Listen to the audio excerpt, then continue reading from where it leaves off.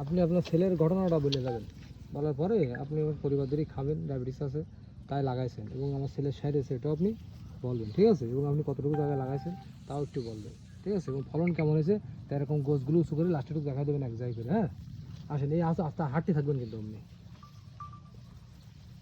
আর আমাদের তাকান লাগবে না, একবারে তাকাইছেন শেষ। আপনি আপনার মতো বুঝ, আপনার ক্ষেত থাকুক।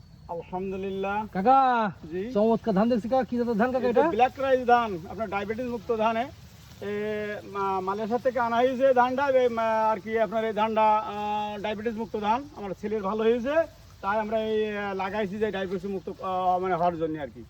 তা এই ধানটা আসলে খুব ভালো ধান, দেখতে খুব ভালো। তাই মোটামুটি বাইল ধরিস, খুব চমৎকার বাইল। দেখা যাক আল্লাহ রব্বুল আলামিন কেমন ধরনের ফলনে দেয়।